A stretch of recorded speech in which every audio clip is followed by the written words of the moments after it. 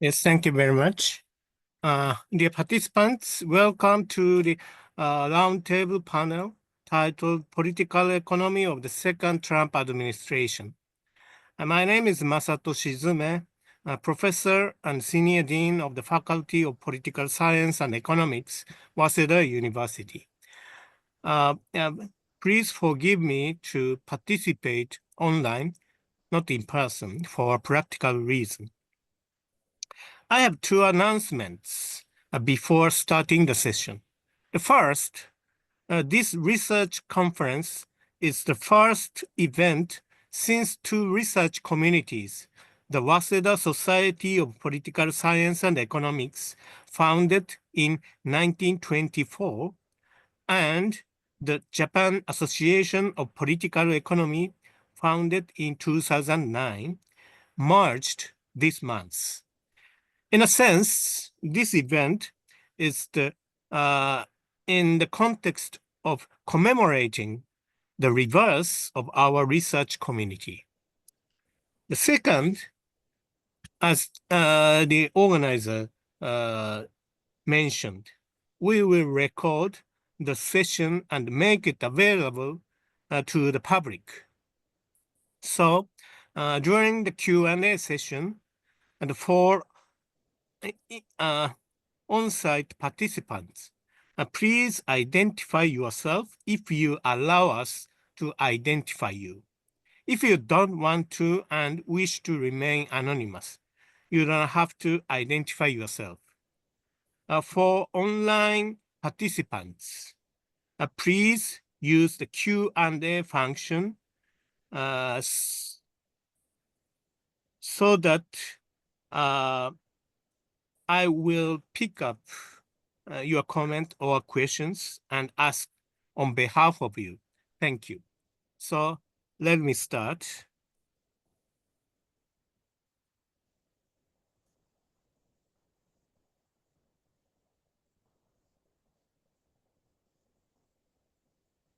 Can you see my slides? Yeah. Okay.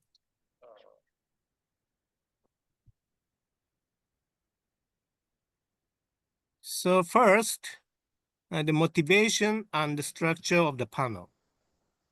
And since his inauguration on 20th January 2025, Donald Trump has vowed to reverse the course of US policy set by his predecessor, Joe Biden, both domestically and internationally.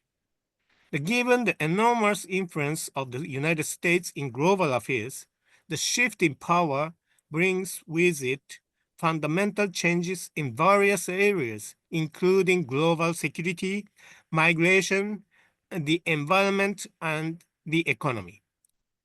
We invite panelists from our faculty, the Faculty of Political Science and Economics, Waseda University, to discuss issues related to Trump's second term. The panel will begin with a brief introduction by me, followed by presentations by the four panelists and an open discussion. So we have five panelists, including me. My research interest is Japanese economic history, financial and monetary history. Then next, Marisa Kellam,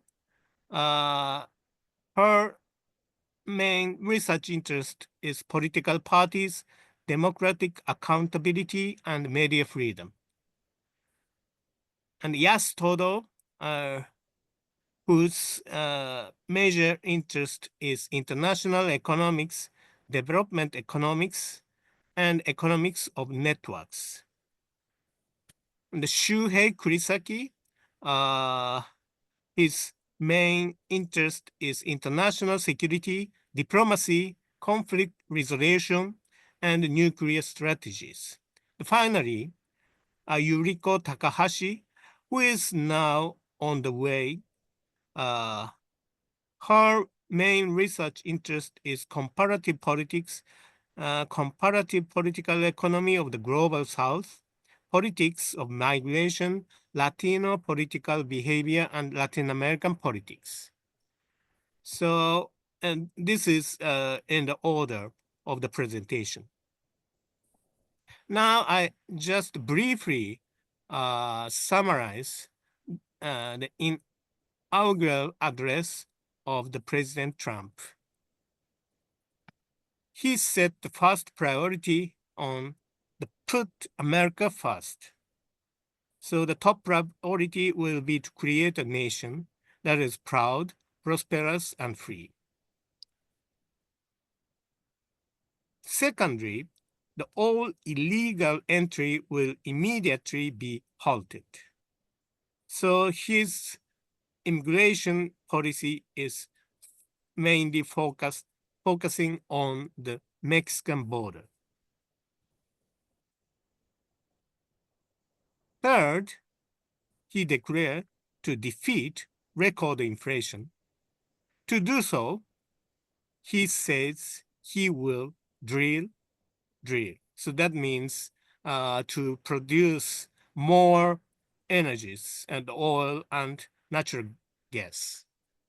And he said he end the Green New Deal, which is the reversal of his predecessors. The fourth, he declared the overhaul of trading system, focusing on the tariffs. So he said he will tariff and tax foreign countries to enrich American citizens. Fifth, he declared to establish brand new Department of Government Efficiency led by Elon Musk.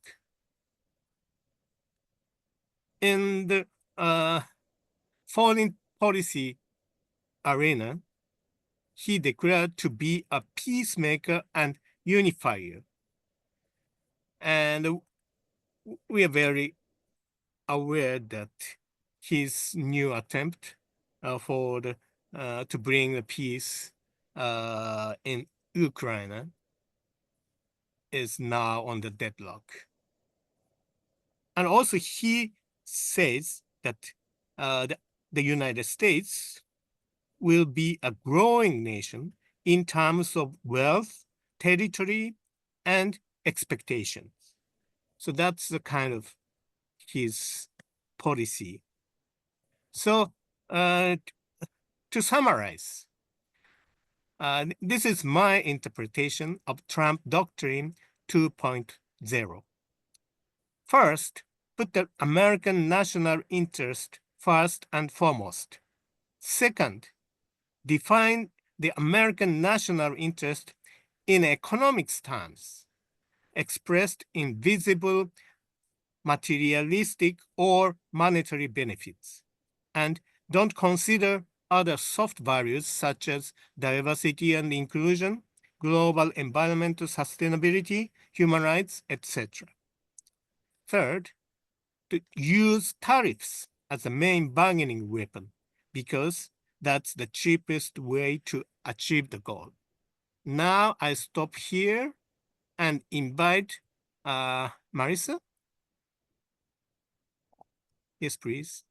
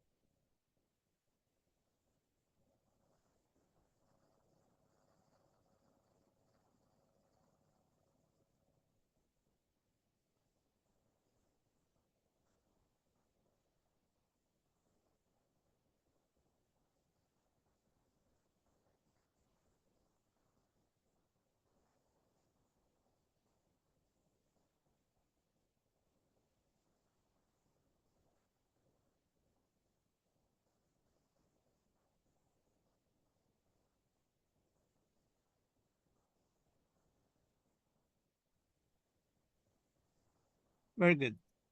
So please, yes. So, today I would talk about first the focus today is Can you use the microphone? Are you using it? now I am. Okay, good, good. I know our focus is on the global implications, but I'm going to start. My presentation is going to focus on the implications, sort of how we got here and the implications for democracy in the US. And I think this does have implications for the world as well. So I've titled my talk Implications for Democracy in America. And I'm Marisa Kellum. Okay, so we might think that Trump 2.0, to understand what to expect, we should look back at Trump 1.0. Maybe that's a guide. And I think actually Trump 1.0 and 2.0 are going to be really different, and we've seen that already. So how did Trump 1.0 begin? It really began without a team and without a plan. And he mostly put together a technocratic government of pretty much establishment Republican politicians, and he was constrained by the Republican Party. Okay. And then into his term in midterm elections, Democrats win a majority in the House of Representatives. And so then the House of Representatives, the Democrats, also become a check on his power. We must, though, keep in mind, however, how the end of Trump 1.0 happened with basically an attempted, what political scientists would call self-coup, okay? And blatant disregard for democracy, for the formal rules, and also for the norms that sustain democracy.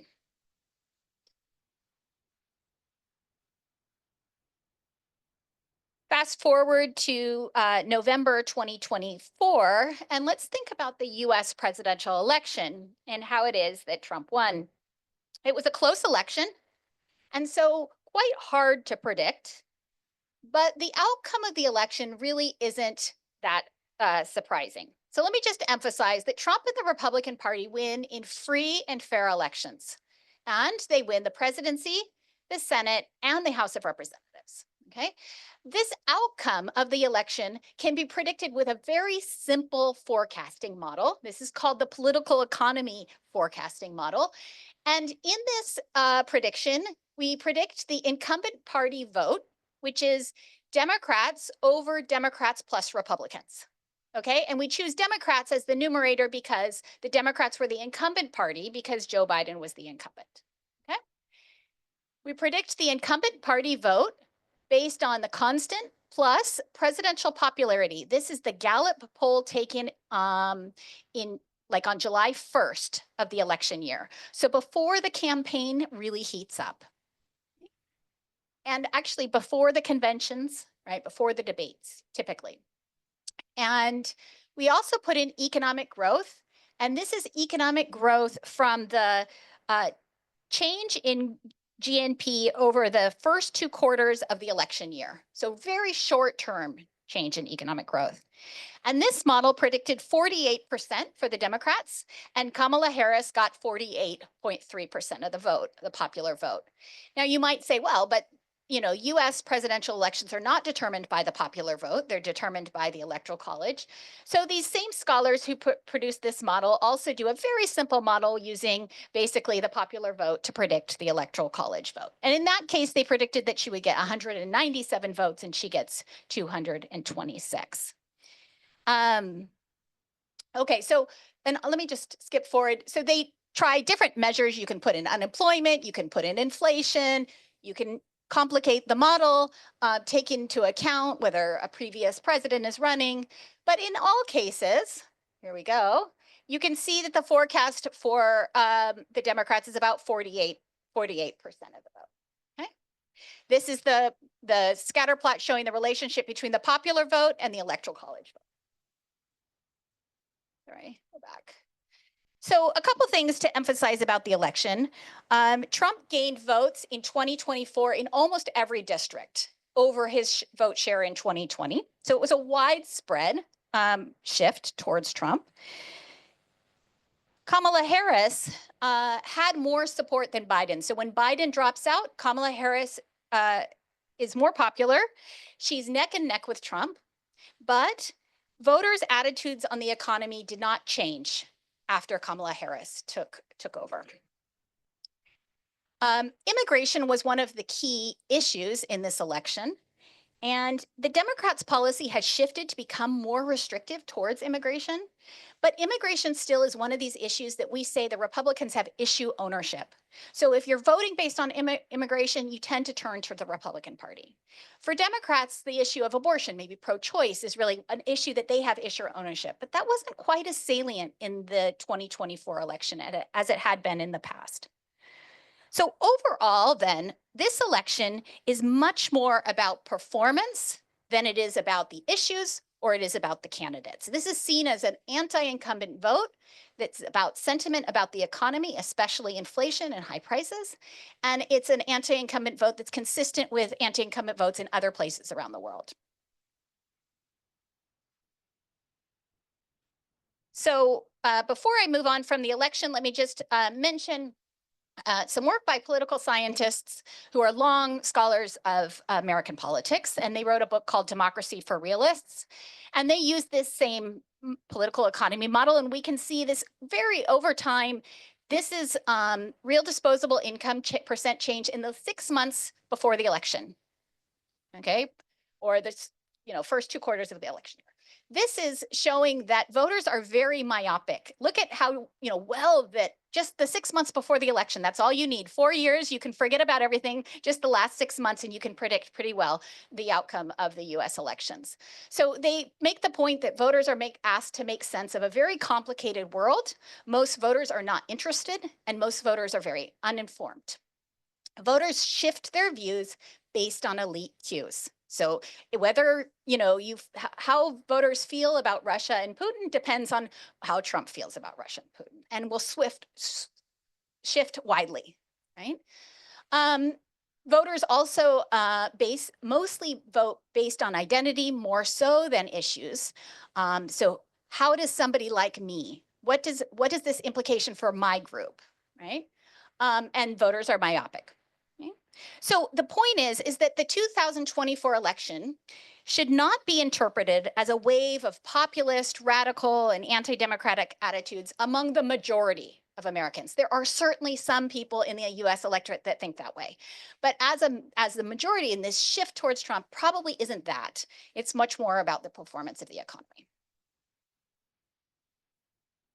Okay, so Trump 2.0 then, how has it begun? In this case, he's got a plan, Project 2025. He's got a government of loyalists. He has the Republican Party completely under his control. He's also been granted presidential immunity by the Supreme Court for most of what he does in office, and he's pardoned the January 6th insurrectionist.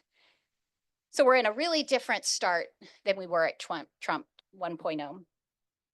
I think it's interesting that despite having control of the House and Senate, Trump is not governing through the House and Senate, right? He's started out with executive orders. So he's ruling by decree rather than by statute. Okay, so how do we interpret so far? And so I could say that many of the things that are happening, I think, are idiotic, ideological, immoral, and illegal. Okay? As a political scientist, I try to separate out things that I don't like from things that I might disagree with, right? From things that are unconstitutional or anti-democratic. Okay? So some things we might just say, why is he doing that? It makes no sense. And, tariffs, the Gulf of America, and these things might be corrected by themselves. Some things that Trump's doing are very ideological. They're part of his policy program. The Republicans won the elections. The Republicans, right, in a democracy get to enact their policy programs, okay? And so there's an interesting chart going around Twitter, Blue Sky, I guess, by a Stanford political scientist who took data that was published in the Journal of Politics in 2018, long before this point, and plotted it against so this is basically just showing the perceived ideological leaning of different government agencies, okay? and their size. And the red dots are showing layoffs.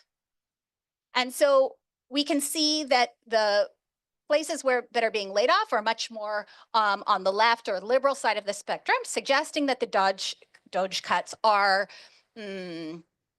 ideological, part of an ideological platform, and not just about waste, fraud, and what's the line? Waste, fraud, and I forget what they say it, but whatever Elon Musk's calling it. So there are also things that we might consider to be immoral, like firing massive amounts of employees, ending foreign aid, and mass deportation. And there's some blurriness to these things. So if you want to end foreign aid, okay, if that's what you want to do, you can do it in a legal way, or you can do it in kind of an illegal way. Okay? So it's these illegal aspects that are probably raising the most concerns that we're seeing a breakdown of democracy and the rule of law in the United States. So the illegal examples I have would be denying birthright citizenship or impoundment of funds that have been authorized by Congress. And that in the US Constitution, Congress decides spending. And there's laws in place that Trump can't decide what to spend and what not to spend, or the president cannot. On top of these violations of the formal rules, Trump and the Republican Party also violate longstanding informal norms that sustain democracy. So is democratic breakdown in the United States possible? We might say, well, old democracies don't die, wealthy democracies don't die. And that's true. Okay. But these norms of mutual toleration and forbearance are thought to be very important for sustaining democracy. And so to Harvard scholars who have studied democratic breakdown in Latin America and Europe applied their understanding of these cases to raise concerns about the United States under Donald Trump's first term of office. And what they mean by mutual toleration is that both the government and the opposition have to respect one another, their right to be part of the political system. So the Democrats and the Republicans both need to sort of have toleration for one another. And in terms of forbearance, what they mean is that sometimes you need to practice restraint when it comes to political power. Just because there's some loophole that allows you to take certain actions doesn't mean you should, right? So you have to govern with some restraint. And then another book, this is sort of the reverse. Larry Bartels is a long scholar of US politics and one of the authors of Democracy for Realists that I just mentioned. And he has now turned his attention to Europe, and he wrote a book called Democracy Erodes from the Top. And the message in that book is that it's leaders and not voters who have driven the erosion of democracy in Europe. So there's not been a massive shift in public beliefs and support for populism or far-right policies. That's the narrative that's in the media, but according to his research, it's really, we need to focus on what's happening at the top among political elites. So this is all put in a context of what political scientists have been calling, noticing this global trends in democratic backsliding. And on the right side, I have put the plots from the VDEM, which is an agency that evaluates democracy all over the world. And we see two plots. One is based on country averages, and the other one is based on population weighted, so larger countries weight for more. But in both cases, we see declines in democracy in the last, say, 10 years. So these lines start going up, and then they curve a little bit down. And the different lines represent different regions of the world. So the top solid blue line at the top is Western Europe and North America. And we can find East Asia and the Pacific is a solid black line. And we see sort of ups and downs, but we don't see as much of a downward trend unless we do population weighting. But overall, most regions we see a downward trend. Over here, I've just plotted the Liberal Democracy Index score for the United States, Japan, and I added Hungary and Venezuela as two countries that we've really stood out in terms of democratic backsliding. And so what I wanted you to see is the the green line is the United States of America, and the red line is Japan. And we can see that both, that Hungary reached democracy scores, on par with Japan, and a very dramatic decline. So it's not impossible to go from a solid democracy to something much less, right? And in terms of Venezuela, we see that Venezuela's experience with democracy was almost as long as Japan's, right? And then Venezuela has seen a dramatic change in its regime in a short period of time. So it's possible. So Levitsky and Wei in Foreign Affairs have recently argued that the US is on its way to competitive authoritarianism. And competitive authoritarianism is a regime type where you continue to have elections. Opposition potentially could win. As these scholars describe it, competition is real but unfair. So you have a tilted playing field, elections with a tilted playing field. They say politics becomes like a soccer match in which the referees, the groundskeepers, and the scorekeepers work for one team to sabotage its rival. So what is this playbook? What have leaders in Venezuela and Hungary and other places done that have transitioned from democracy to competitive authoritarianism? First, they purge, I don't know if exactly in this order, but one of the things they do is they purge civil servants and the bureaucracy. Okay, we've seen that happening in the United States. They use lawsuits and make restrictions against the press. We've seen that as well. They prosecute rivals. They might use things like tax audits. And even if the targets of prosecution in the end by the courts are found not guilty, they've still spent time and energy fighting their case, right? So it's harms even if, no matter what the results. They also try to co-opt businesses with contracts and favorable regulations. So just like we might get a tilted playing field in politics, we might see a tilted marketplace. They use violent intimidation, and they often talk about extending or abandoning term limits. Okay? And so, Trump's got the January 6th people he let out of jail, right, to help him with that violent intimidation. And he's joked about running for a third term of office. Larry Diamond, a political scientist at Stanford at the Center for Democracy Development and the Rule of Law, has a piece out called The Crisis of Democracy, and I pulled this quote from there. Fear is the common denominator in all of this, palpable, paralyzing, and quite justifiable fear. Fear now stalks the land. This is the most visceral indication that America has entered an existential era for the future of democracy. And so he's talking about how some of the more moderate Republicans may have wanted to oppose some of Trump's cabinet nominations, and they were threatened, their careers were threatened, and in fact, life threats on people's lives, death threats are becoming increasingly more common in the United States. So people are actually afraid to stand up and say, no, I disagree. Okay? And at this point, that's very difficult to imagine that happens in an open democracy. So who will defend democracy? We might hope that the courts will defend democracy. And this is possible, but it also depends on two sub-questions: whether Trump will defy the Supreme Court if they rule against him, or whether the Supreme Court will acquiesce to this unitary executive theory, which basically says that the president can do, pretty much what they want.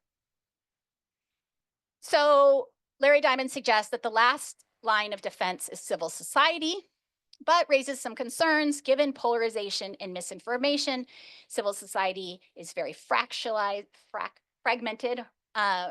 And also the corporate ownership of the media makes the media hesitant to oppose the president. Universities are dependent on federal funding. Okay? So Levitsky and Wei point to this describe this as a collective action problem where politicians and CEOs and media owners and university presidents are all going to act individually rationally to protect their organizations, to protect their constituents, right? Their stakeholders. And in doing so, they avoid debilitating lawsuits, tariffs, taxes, tax audits, funding cuts. But individual actions in this way collectively harm everybody because we presume that most people would prefer democracy to competitive authoritarianism. Okay, last, I'm almost at the end. Will poor performance save democracy?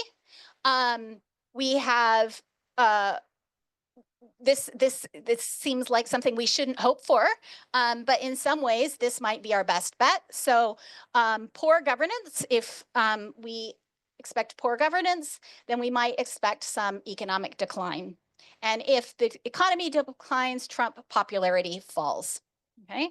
And we've already seen in this last, since he took office, that the green line is approval and the pink line is disapprove. And so we see the disapprove rising, and now it's about the same, right? And historically, this is public approval rating of presidents from Truman through Trump. And we can see that presidents usually start with a high at the start of their terms, the honeymoon period, right? And most presidents have had approval ratings above 50% to begin, but Trump is starting at 50% in his second term. So it's higher than his first term, but it's still quite low historically. So if Trump's popularity falls, then we might see defections within the Republican Party, and we might see higher turnout for the Democratic Party in midterm elections. At the very least, Trump is old, Elon Musk is ineligible to run for president, and JD Vance lacks charisma. So I think to end, I'll just say that it comes back, I think, to the same thing that I said in the beginning about the 2024 election, that it goes back to governance, the quality of governance, the state of the economy, the performance of the Trump administration. And if the Democrats win in the midterm elections, right? And if the Democrats can compete free and fairly in the next presidential election, I don't think anyone will be worrying about democracy in the United States. But if that doesn't happen, then we might have more concerns. So thank you very much. Thank you very much, Marisa. I can see that the transformation of the American politics itself has a huge impact on the global governance. Okay, now we turn to the economy. So next speaker is Yas Todo. Please, Yas.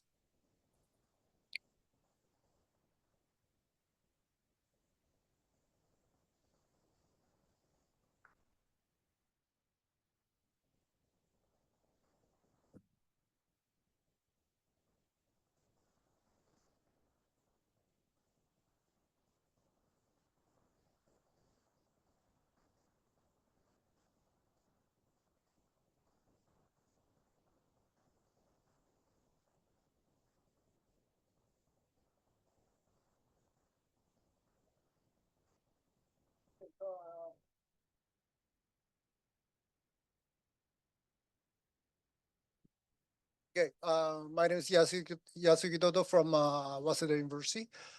First of all, I'd like to thank the conference organizers for inviting me to this great panel discussion together with the distinguished speakers from our school. By the way, the color of my tie doesn't tell any political message. This is a Waseda color. And so I'm going to talk about Trump 2.0 from the perspective of a Japanese economy. So first, I'd like to emphasize that the reason why the majority of Americans are supporting President Trump.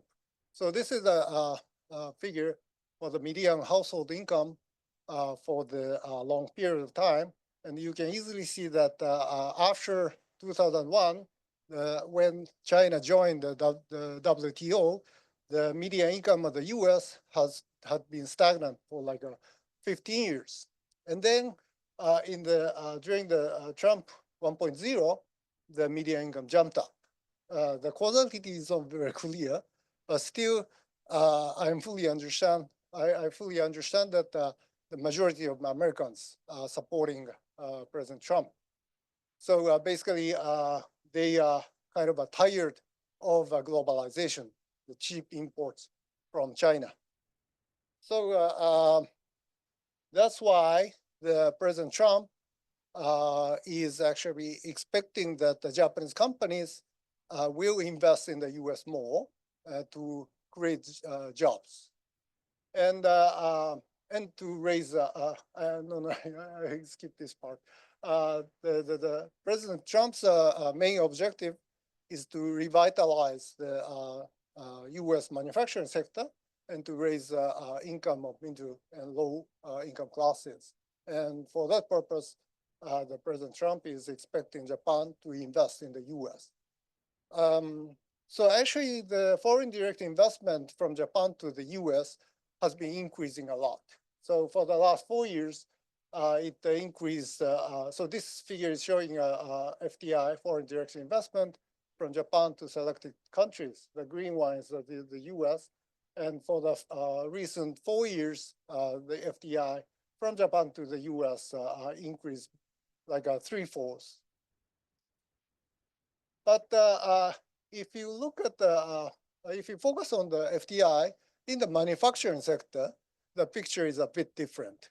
The increase in the FDI from Japan to the U.S. in the manufacturing sector is not that prominent compared with the total FDI, including services. And particularly in the first 2 years of Trump 1.0, 2017 and 18, FDI from Japan to the US in the manufacturing sector declined substantially, like half.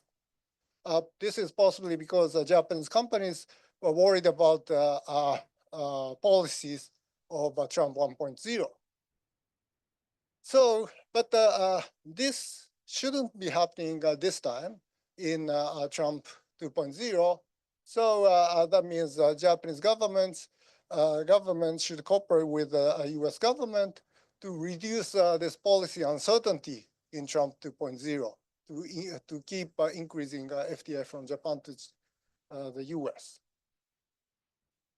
But obviously, one problem of this forced investment is that it may reduce efficiency in the production of Japanese companies.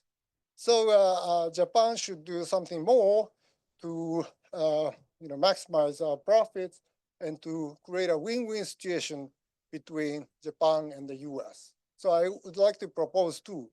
One is to expand knowledge networks between Japan and the US, particularly those associated with FDI from Japan to the US. And the second, Japan should diversify supply chains to the global south together with the US for supply chain resilience. So first, let's talk about the knowledge networks. So basically, international research collaboration is good for any country's innovation. So this figure shows that the effect of international knowledge research collaboration on the quality of innovation measured by the number of patents.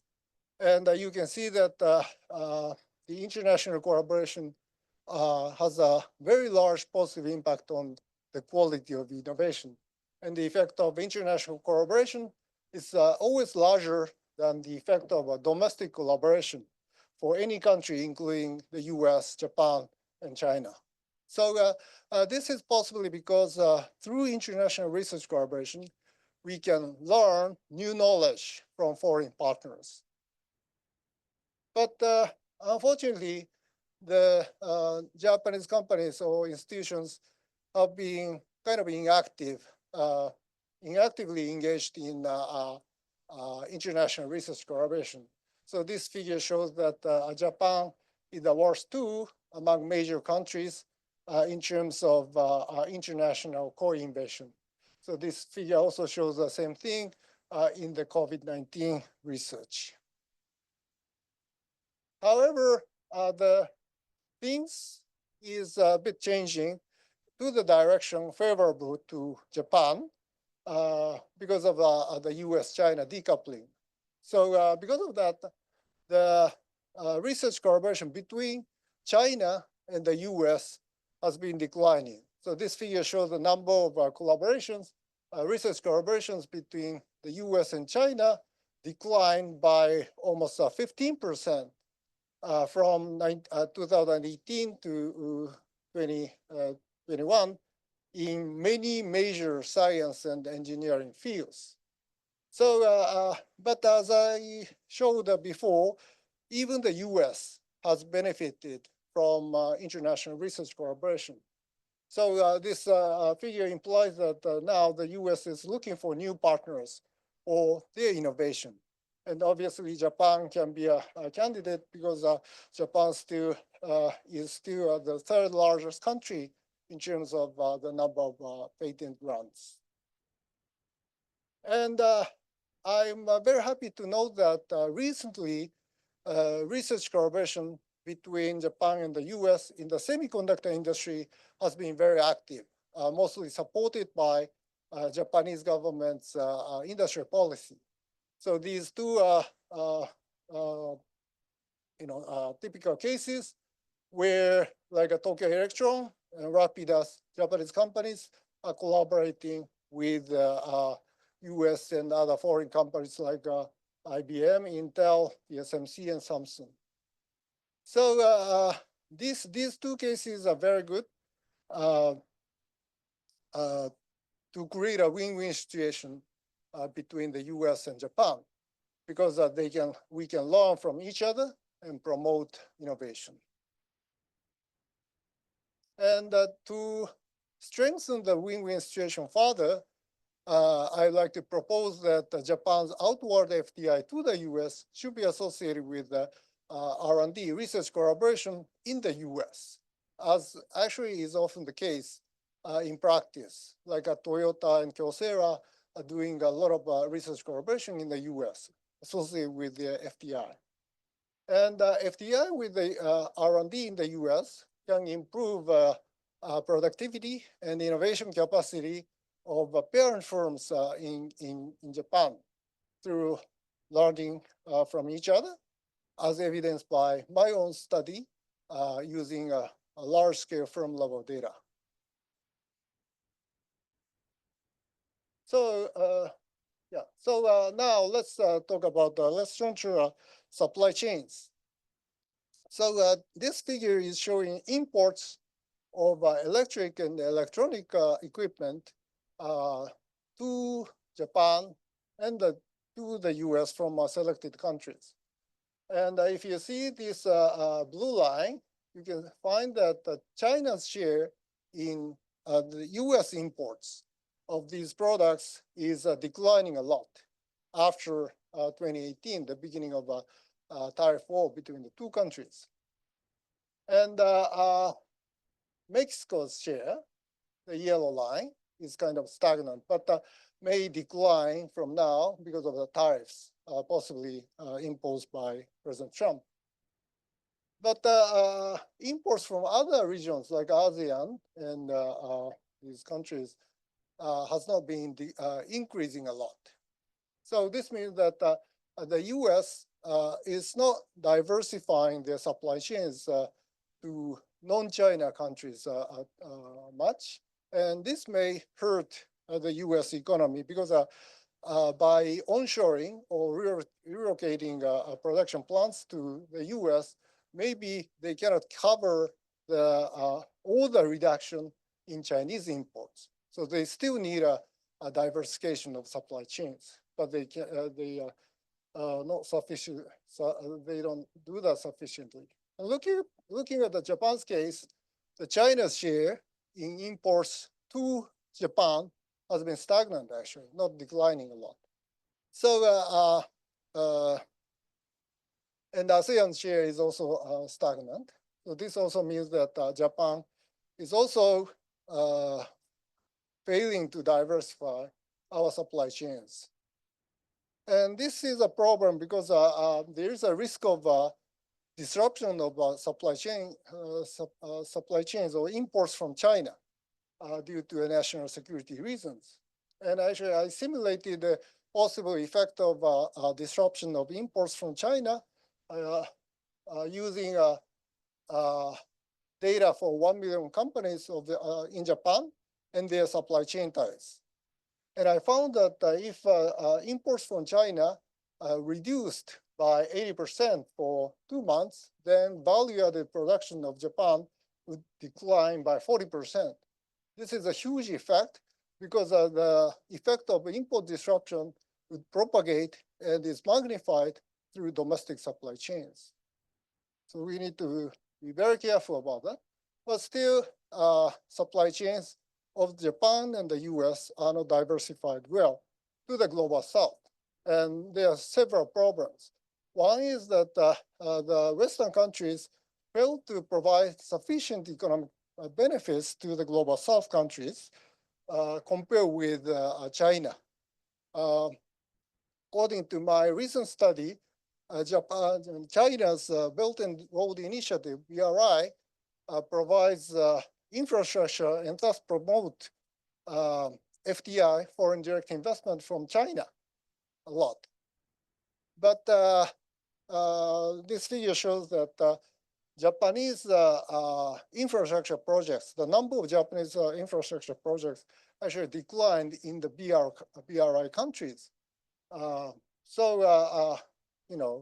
That's why global south countries are more willing to be linked with China than US or Japan. So basically, we need to, Japan and the US should provide more infrastructure development in the global south countries to expand supply chains to the global south. And another reason is that is the differences in the approaches to human rights, labor, and environmental issues between the Western countries and the global south. So the Western countries often impose strict regulations on suppliers in the global south, like using these measures.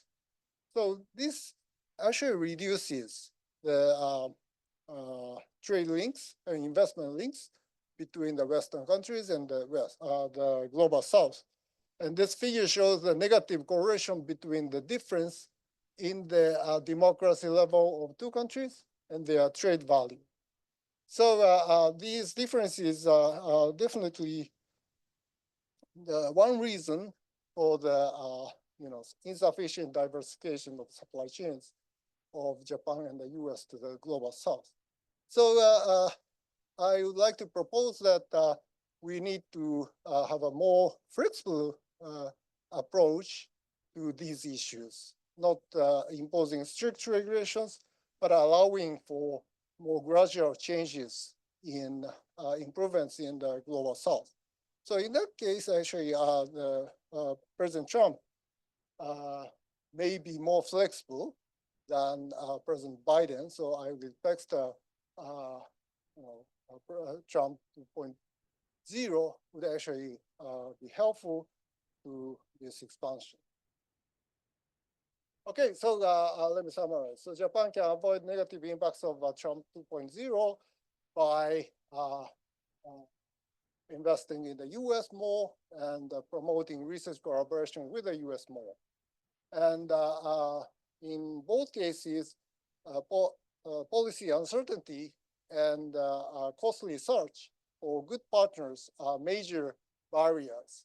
So we need policy coordination between the two governments to remove policy uncertainty and policy supports for information collection, networking, and business matching. And we also need to expand supply chains to the global south for supply chain resilience. And this can be done by Japan-US cooperation in infrastructure development. And also the governments, I would expect the government, the two governments cooperate and create a new framework to explicitly state this flexibility in dealing with human rights and sustainability issues. For example, using free and open Indo-Pacific. Of course, tariff issues may still remain, but anyway, Japan needs to deal with this, these protectionism policies by Trump 2.0, and for that purpose, we need to create this kind of, we need to utilize these policies and create a win-win situation between the two countries. Thank you very much. Thank you very much. Yes, both presentations of Marisa and yes emphasizes the economy is matter. So that's one thing.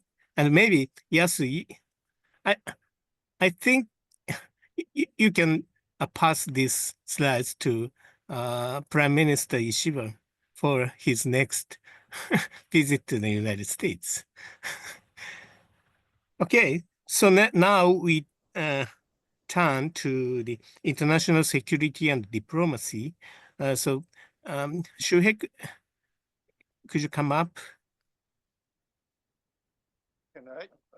Can I sit here? Yes. I don't have any presentation slides prepared for this. Good. I'm just gonna talk off the top of my head, I guess, about the interpretations and political science version of sort of interpretations of Trump's diplomacy, ramifications, implications of his sort of foreign policy strategies for international order. So I will talk about two things.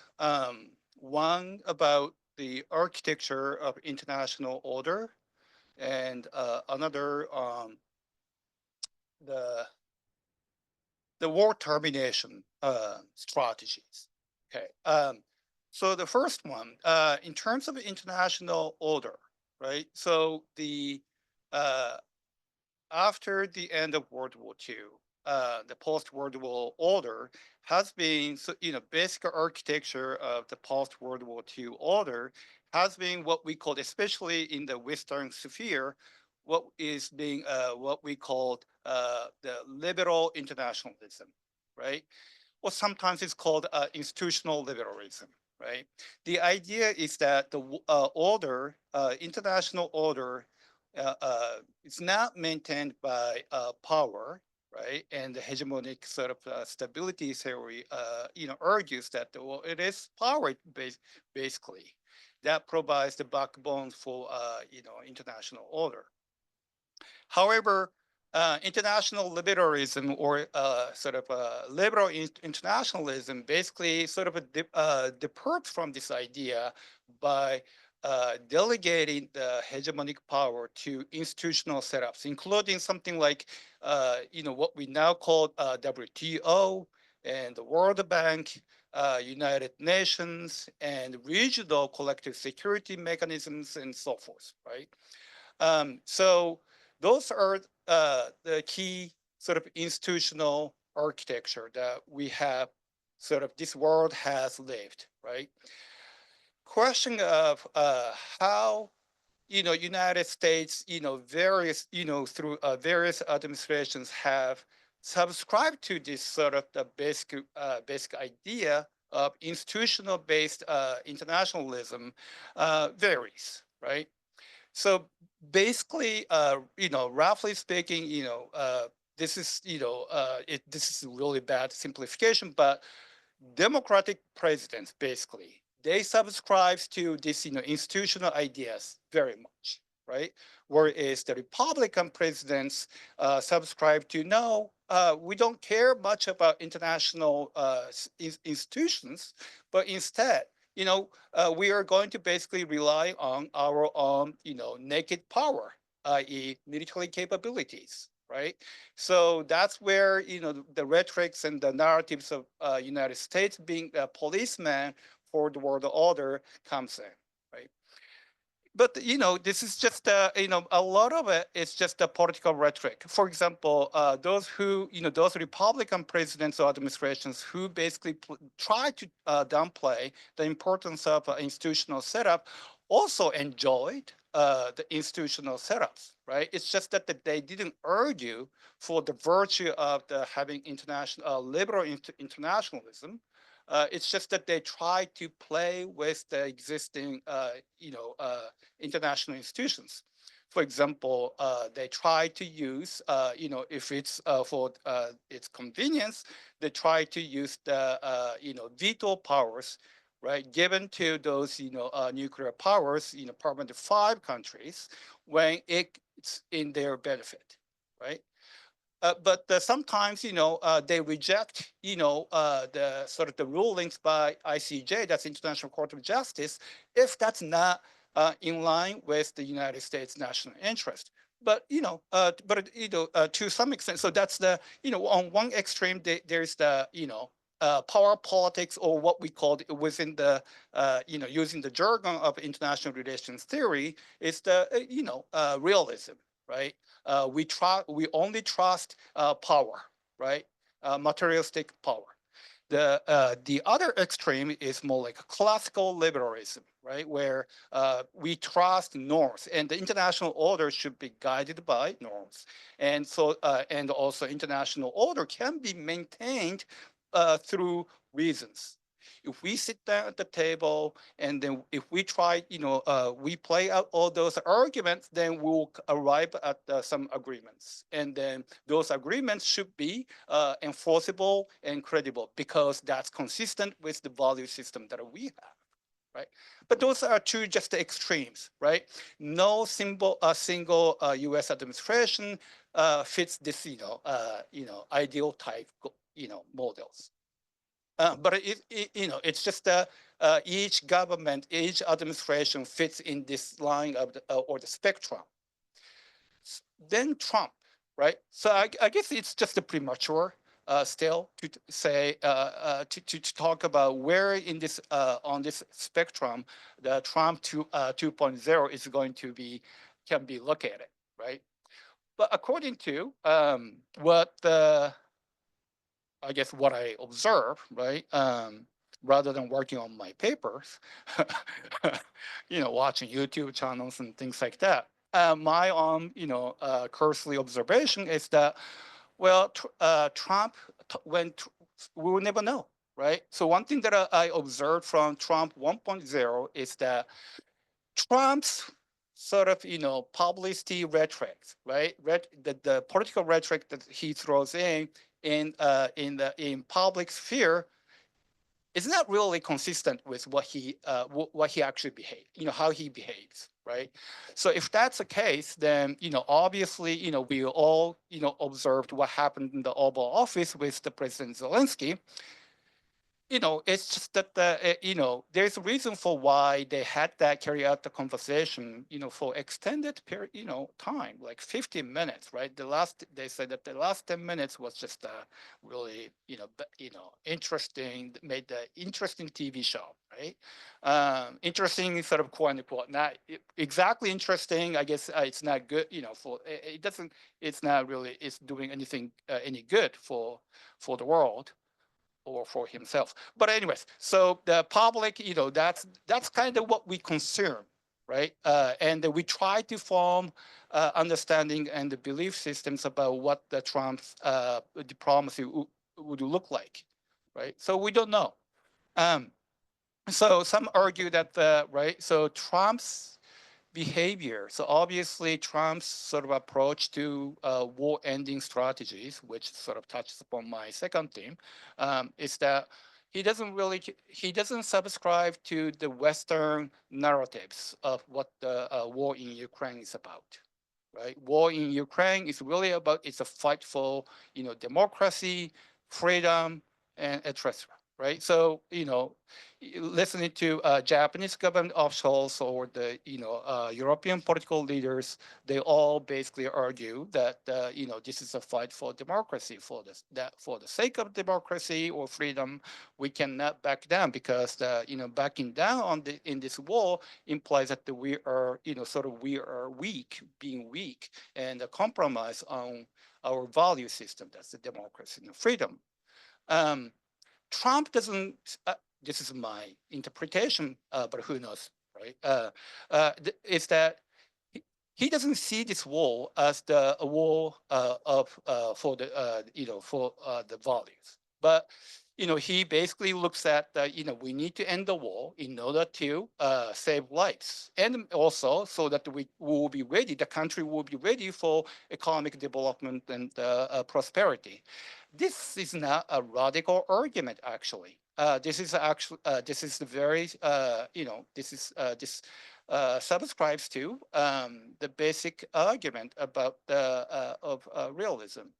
The realism, when it became very sort of made, came into the literature, the one of the ancestors is Machiavelli. The second one was the Cardinal Richelieu. Cardinal Richelieu basically said that we need to look at the raison d'etre, which we interpret as national interest, right? National interest should be can be characterized in the should be based on determined based on power allocations, right? Power in terms of the military capabilities and GDPs and things like that, right? Cardinal Richelieu says this because said that in thinking about what in formulating and implementing foreign policy, especially when it comes to security policies, we should not incorporate any moral judgment, political values, because that's the recipe for killing people. Ordinary people can die for some values like that, justice, right? A lot of people, this country as well, our, several previous generations, a lot of our ancestors, right, were willing to die to, to save this nation, which was based on the Shintoism and emperor. Likewise, religious cult, like, radical Islam religion, they're, that's the radical version of it. Islam, I think it's not exactly the same thing as the radical ideology of the Islamic ideology, but they are willing to die for their own, for the sake of religion. So Cardinal Richelieu, he witnessed the 30 Years' War, which transformed European politics back in 17th century. That started in 1618 and ended in 1648. 30 Years' War, the first phase was the war over religions, right? Religious reforms and so on. And people were ready to, ordinary people, and at the time too, the monarchs were ready to engage in crazy ideas, right? Crazy mass killing behavior, because that was for religion. So therefore, Cardinal Richelieu said that we need to focus on the materialistic ideas, including human lives. So, so this is again, so this is the Trump's argument is not really his approach to war-ending strategy is not exact. It's not radical idea, right? So he's looking for any kind of peace in war in Ukraine as long as that's durable. Whereas the Western leaders, including the mainstream sort of ideas in discourse in Japan as well, is that we are looking for very particular kind of peace, right?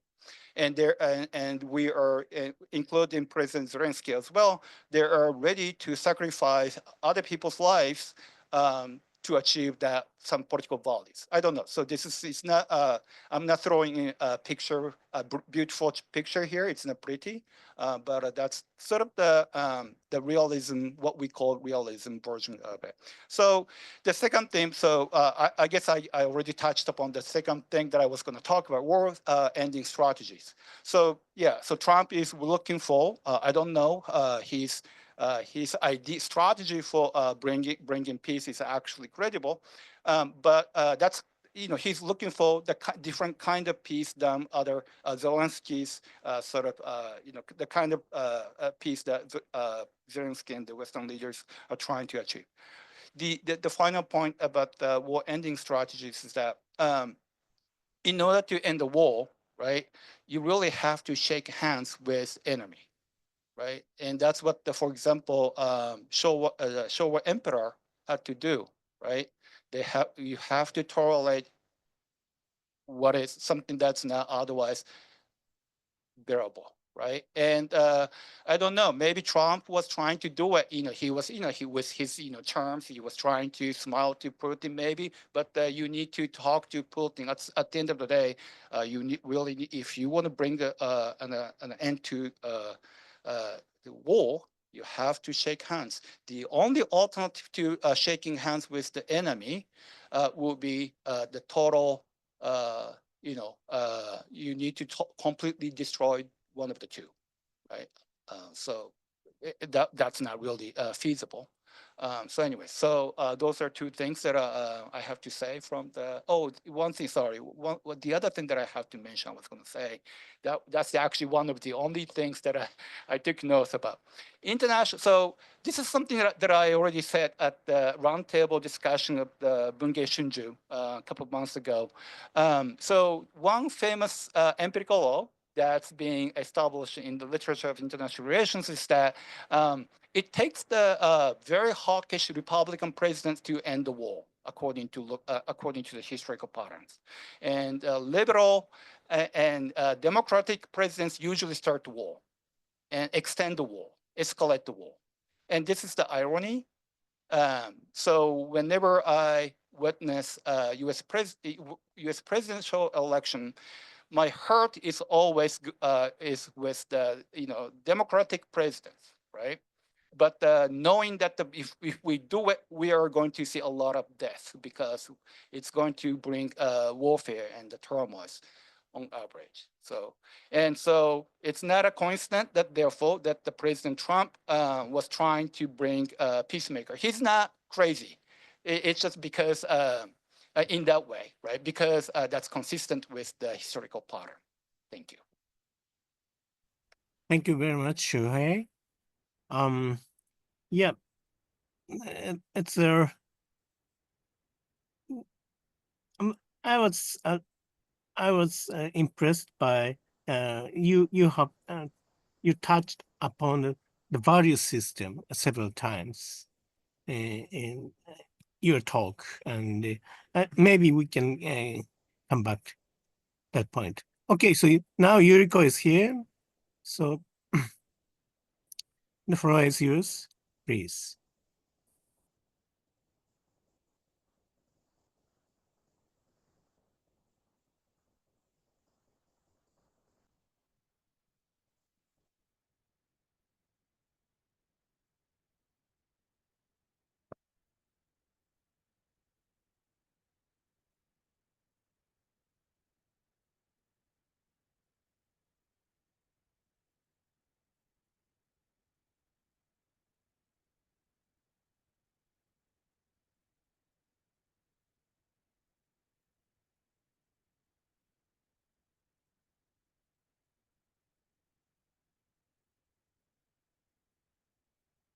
Hi, good afternoon.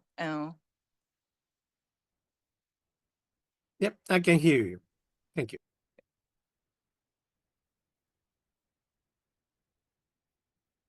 Oh, okay. Zoom? Okay, so the ここからシェアですね。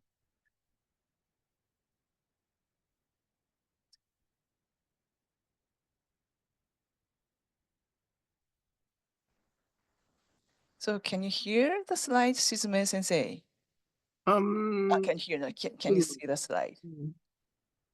Okay, yeah, Okay. now I can see it. Okay, thank you so much. Thank you so much for inviting me to the very interesting conference. And I'm very glad to talk about the topic, Trump 2.0 and immigration. Because as you know, we can't discuss Trump, the second Trump administration without talking about immigration, right?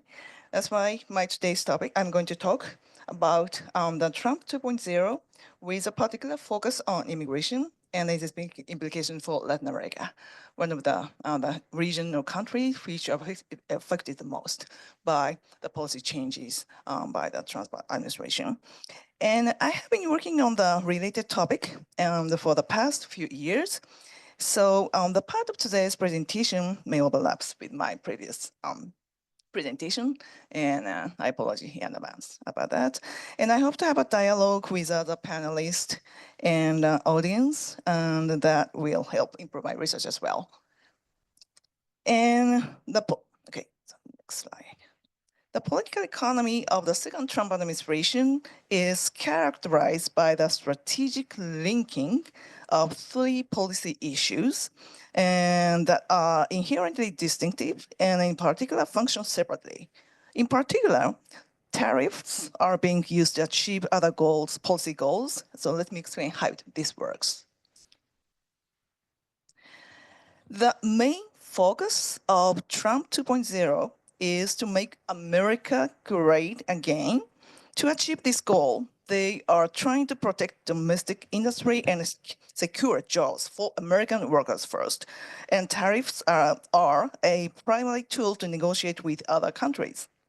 In addition to the goal of protecting domestic industry, they are trying to use tariffs as bargaining chip to prevent the flow of drugs such as fentanyl from Mexico, as well as to pressure the Mexican government to stop the flow of illegal immigrants into the United States. They also make the unsubstantiated claim that illegal immigrants are criminals involved in drug trafficking. It may or may not be true. In doing so, they are not only provoking anti-immigrant sentiment in American society at large, but also attempting to legitimize the mass deportations that began immediately after Trump's inauguration in January. So under the Trump administration, immigrants are seen as a threat to American society. But how many immigrants from Latin America are coming to the United States actually?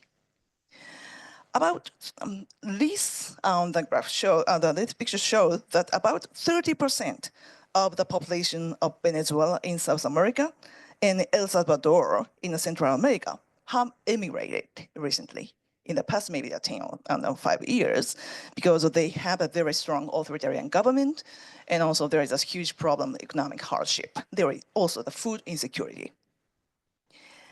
And they are trying to enter the United States. In addition, many immigrants from Caribbean countries such as Cuba, Haiti, and the Dominican Republic also seek to enter the United States. So in the United States, the destination of this immigrant, and about 50% of the total population is made up of immigrant. So the immigrant those immigrants tend to come to the United States without any proper document of residence or work permit. The number of immigrants from Latin America and the Caribbean increased rapidly after the coronavirus virus crisis subsided. This chart shows the number of people apprehended by the Border Patrol at the southwest land border of the United States. In other words, it is an indicator of how many people have attempted to enter the country illegally and the impact this has had on the US government. The blue line shows the number of people of Mexican nationality, and the orange line shows the number of people of all foreign nationalities, mostly from Central American countries such as El Salvador, Honduras, and Guatemala. And looking at this trend, we can see that the number of people attempting to cross the border spikes at the end of 2020 and then fluctuate up and down before peaking in December 2023. After that, however, we can see that the number of people attempting to cross the border has dropped sharply. So from this data, we can see that the number of new illegal, I would prefer calling undocumented or unauthorized, the immigrant entering the country had been declining rapidly for more than a year before the second Trump administration took office. So the Trump administration has emphasized that negative impact of illegal immigration on national security and the domestic economy, but the data show that this claim is not necessarily supported. So in the United States, how many immigrants live actually? Why does the Trump administration see them as a threat to America in the United States? According to the estimate by international organizations and a US think tank, the total population of the US in 2022 will be 335 million, of which 48 million or 14.3% will be immigrants. The term immigrant refers to a foreign-born person living in the United States. Of this immigrant, 11 million or 3.3% of the total US population are undocumented immigrants who are subject to deportation by the Trump administration. So looking at the Mexican immigrant, their population is about 11 million or 23% of the total immigrant population. So excluding Mexicans, immigrants from Latin America and the Caribbean make up 27% of the total immigrant population in the United States. So in other words, about half of the immigrants living in the United States are from Latin America and the Caribbean, or what is known as the Latino people or Latino community. And it is clear that they have a large presence in the US society. So in the months since his inauguration in January, President Trump has deported 37,660 illegal immigrants. So they are primarily they were transported on military plane to their country of origins on other third countries. There were also protests against the U.S. government for treating them as criminals. For example, Colombia's President Petro protested the inhumane treatment of his own citizens being transferred from the US and initially refused to accept them at the Colombian airport. However, a certain sort of deal was made with the President Trump, and eventually he allowed them to land at the airport of Colombia. So according to the Reuters, this is well below the average of 5,700 per month in the last year of the Biden administration. However, according to senior Trump administration officials and experts, President Trump is taking new steps to increase the crackdown on illegal immigration, and the number of immigrants deported is expected to increase in the coming months. The latest report from the Migration Policy Institute, a prominent think tank that focuses on immigration issues, and the state, immigration enforcement is now every agency's priority. So who is being targeted for mass deportation? The first, the Trump administration is targeting residents who do not have proper residency document and who have criminal record. They are even considering and deporting the children of these undocumented people who are US citizens. In addition, they have imposed severe restriction on the process of applying for asylum. They have even suspended the temporary protected status for Venezuelans fleeing political violence and persecution who have recently arrived in the United States. So if deportation continues and escalate, both the US and Latin America will face significant challenges. Let's look at the possible magnitude of impact by focusing on the remittances.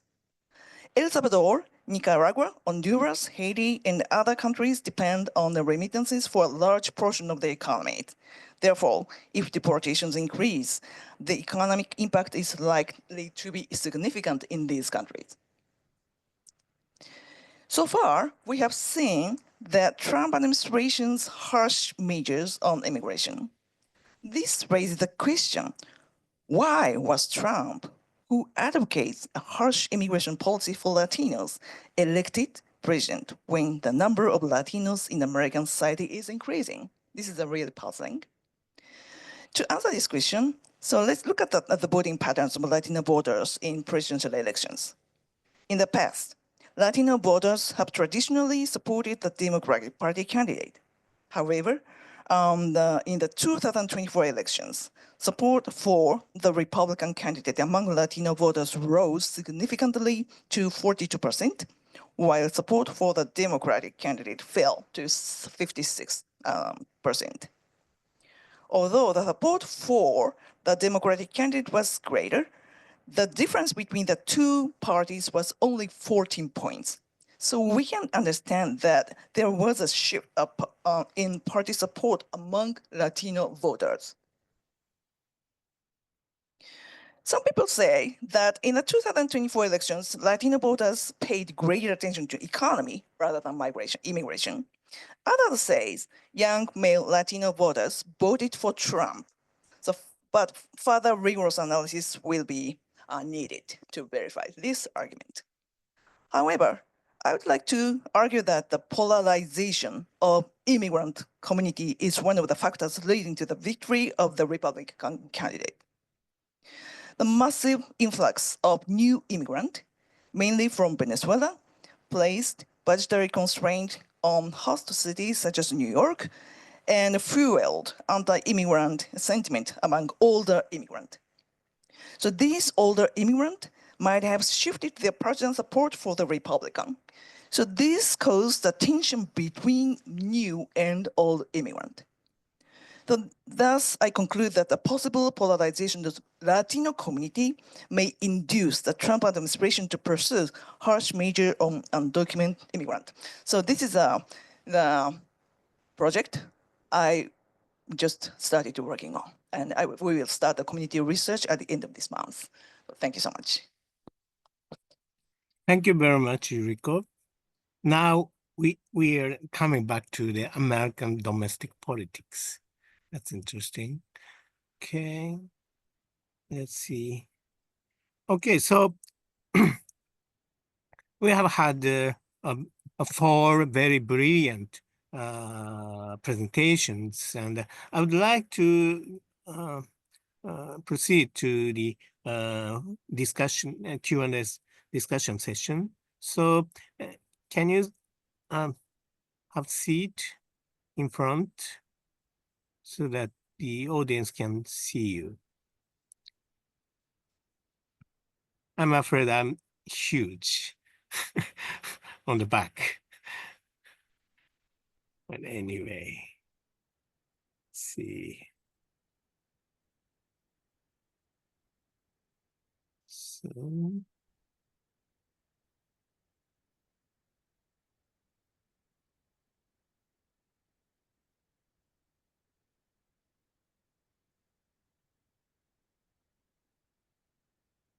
can you see my slide?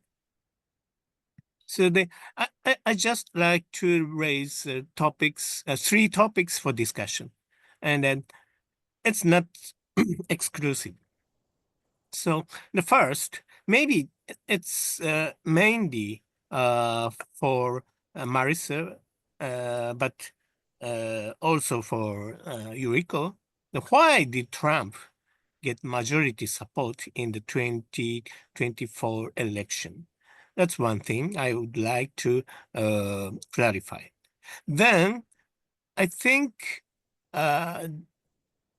from the global point of view, the Trump administration declares that it will no longer provide, or at least reduce, the U.S. commitment to the global common goods, such as collective national or regional or global security system, environment, migration, free trade, etc.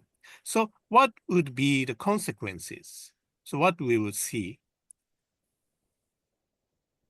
And the third one is that I know it's too speculative, But if we speculate about the post-Trump era, after 4 years from now, what kind of possibilities can we see? So I would like to address these 3 questions to the presenters. So let's see. The Marissa, can you start with? Okay, sure. So I think for the first question, I would just say that Trump won because Biden lost, because the Democrats lost. So it was they got majority support because people were, I think it was primarily an anti-incumbent vote as a consequence of the economy. And there is some discussion about the US economy was doing well. But voters, the sentiment about the economy was not that. And even if inflation had come down, people still noted high prices. So I think that's why Trump got a majority support. I would also add, I thought it was interesting to see the graph that Yuriko posted showing the Latino vote trending towards Trump. And one of the things that stood out that people emphasized was that Latino vote had shifted towards Trump, and also some Black male vote had shifted towards Trump. And what explains that? There has been some interesting research published by political scientists showing that the Latino and Black vote shift towards Trump is by people who have conservative viewpoints. So those people, the Latinos who are maybe voting for Trump, don't identify themselves as Latino. They see themselves as American, and they share Trump's ideological policies and worldview. Okay, so we're seeing the sorting and the polarization of these groups, just like we do among other groups in the United States. And then just on the last one, I would say that it's going to really depend, I think, on whether the Democrats win in the midterm elections and provide a check on power. And whether they win in the midterm elections depends on whether they're allowed. I mean, in part, it depends, in a large part, it depends on the policies that the Democrats offer, the candidates and the policies and the vision for the future that they offer. But it also depends on whether they're allowed to compete in a free and fair competition. And so I think it will really depend on whether power is checked, with Trump's checked or not. And the very negative viewpoint, very pessimistic viewpoint is that if that doesn't happen, then in the post-Trump era, there won't be a post-Trump era, right? There will be either Trump or somebody he wants in power, and the Trump era will continue beyond these 4 years. Thank you. Yes, maybe the second question would be mainly for you and Shuhei. So can you, yeah. Yeah, actually, I want to answer to the first question. So Yes, please. Yes, please. That the middle class and low income class, reduced or stagnated income level for a long time because of the imports from China. So that's actually the main reason, I believe, for the Trump's victory. And so then to answer question 3, actually, if this situation doesn't change much, if the middle income or low income classes income doesn't change much, then this situation will continue forever. So I think this should be changed for the better future. So that's what I think. So and then regarding question 2, so then from this perspective, actually, I think of course, policies and the attitude of President Trump look very strange to non-Americans and some Americans. But still, I believe that's so. Shuhei already mentioned that he's not crazy, and I fully agree. And he's kind of acting very strategically. So negotiation with everybody. So in that sense, I think Trump is not a very strange or very new to me. Actually, Japan has had many trade wars with the U.S. Previously, so we actually had some similar experiences already. So in that sense, I'm not very much surprised that he at least explicitly say he's not very much interested in a global common goods. But actually, I think he is interested in it for the sake of U.S. benefit. So when you suggest that the reason why Trump won the election is the economic situation was deteriorated under the Democratic administration, then if the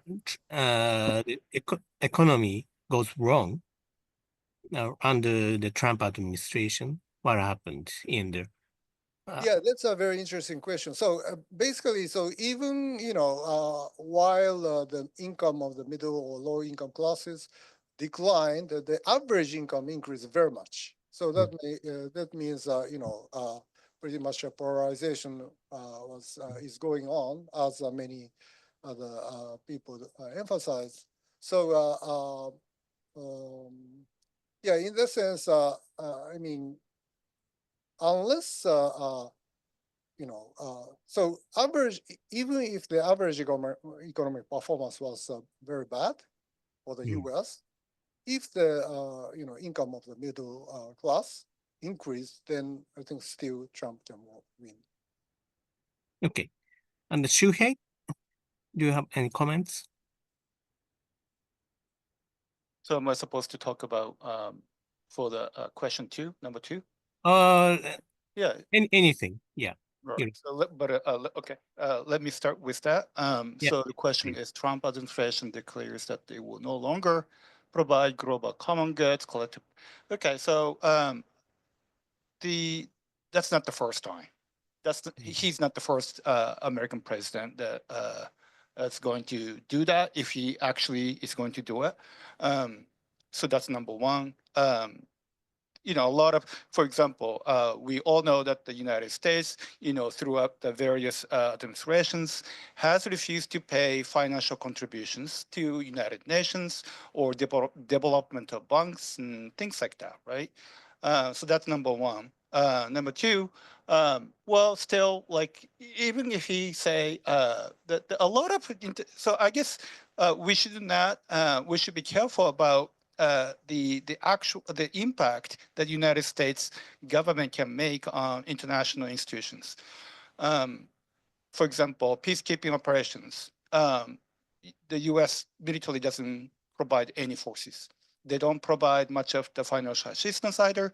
It's mostly on the ground peacekeeping operations.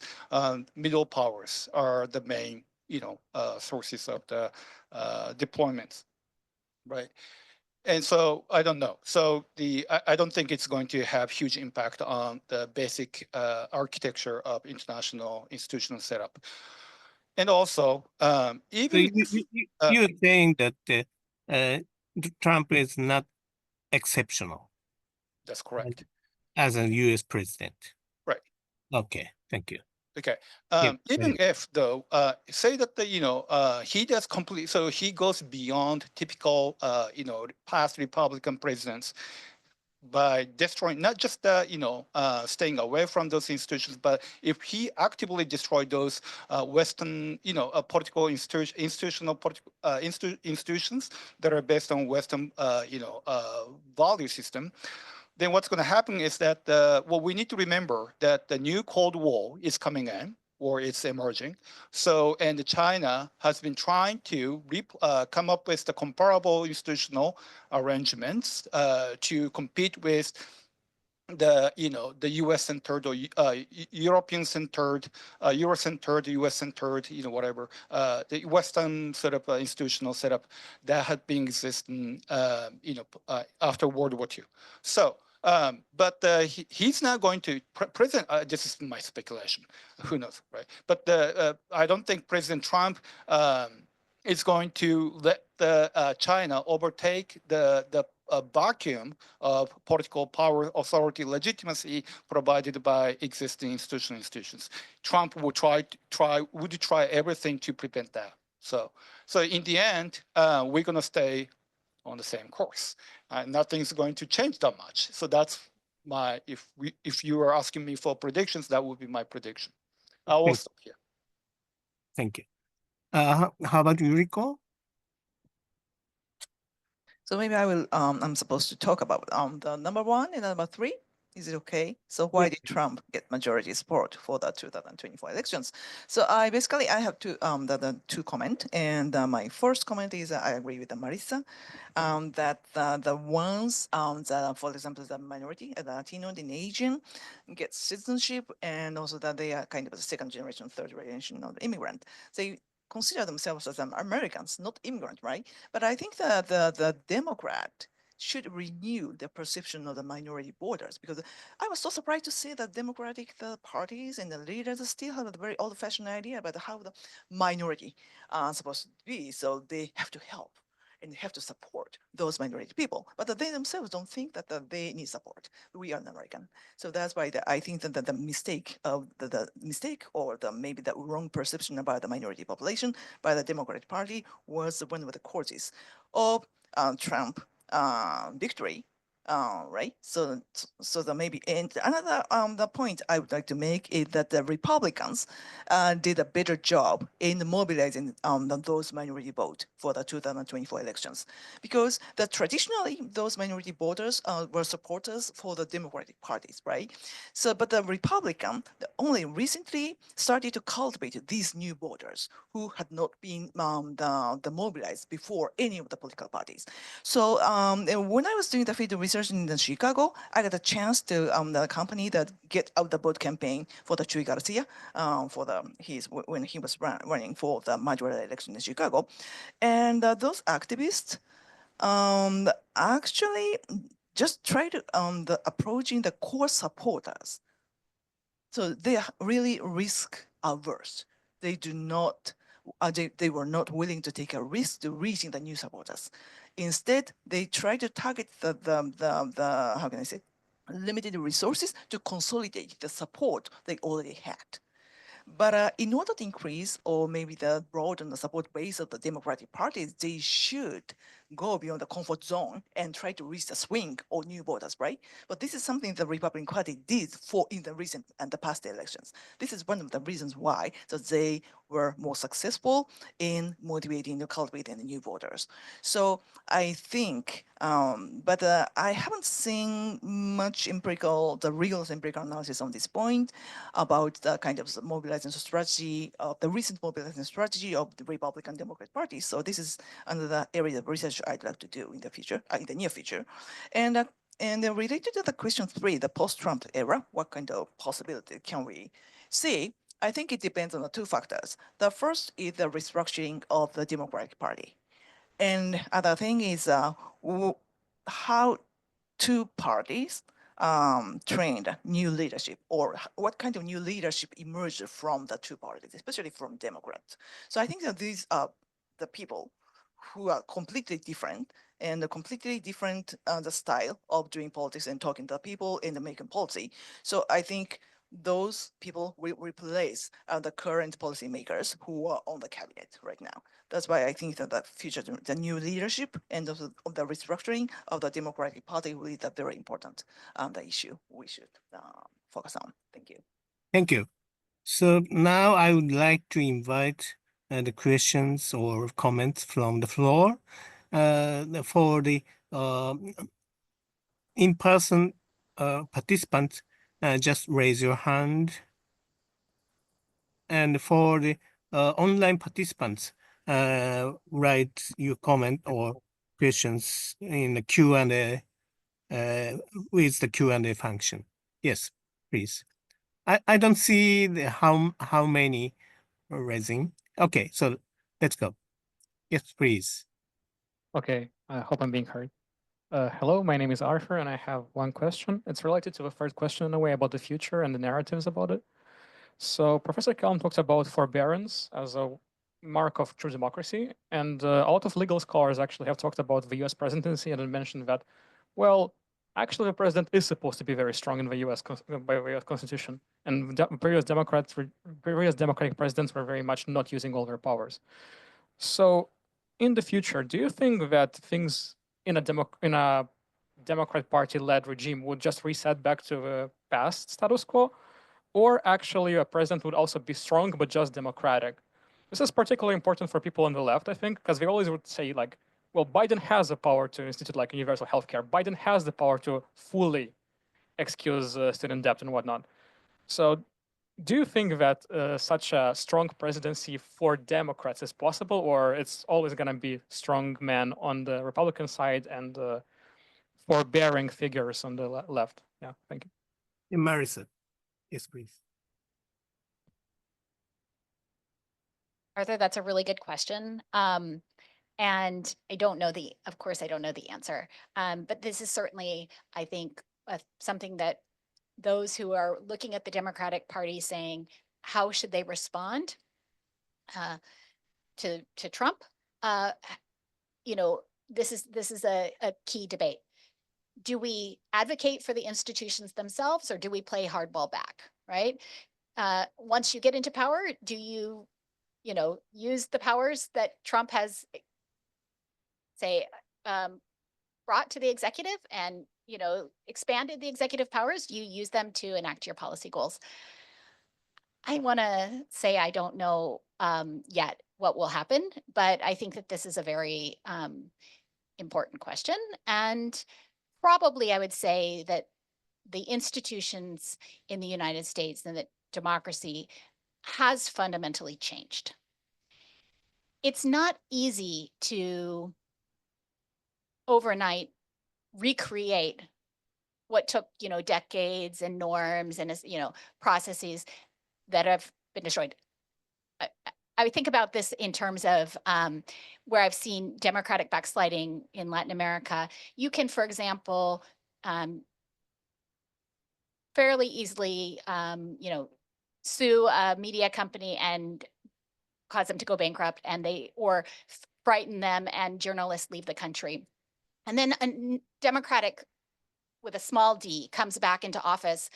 It's not easy to resurrect that media company. Now their editors and their journalists have left, right? And so how quickly can democracies bounce back, I think? So part of it is going to be in the norms and values that the Democratic Party in the United States brings. And then part of it is going to be in the destroyed sort of institutions and rules and things. How quickly can those be resurrected?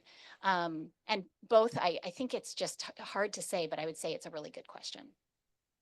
Thank you. Any other question? No? I don't see any questions on online.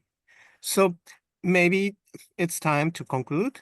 And thank you very much for all the panelists and participants. I think we don't have answer yet, but I think what we find is that we shouldn't be upset. we should stay calm, watch, and act. And we need to be very serious, but not so, what I say,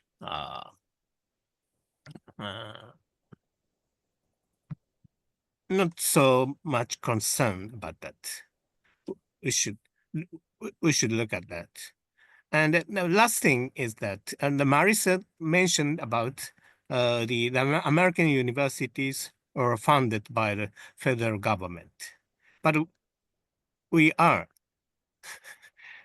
independent from the American federal government. Okay, and I think this is Japan, and we are in a position that we can watch, discuss, and talk freely, maybe from the outside of the United States.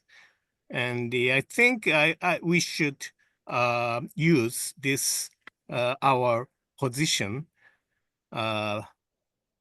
fully to to investigate into the political economy of the United States, not only the United States, but also the global political economy. So that's the substance of us. So that's my conclusion. Thank you very much for everything. Thank you very much for the panelists. Thank you very much for the participants.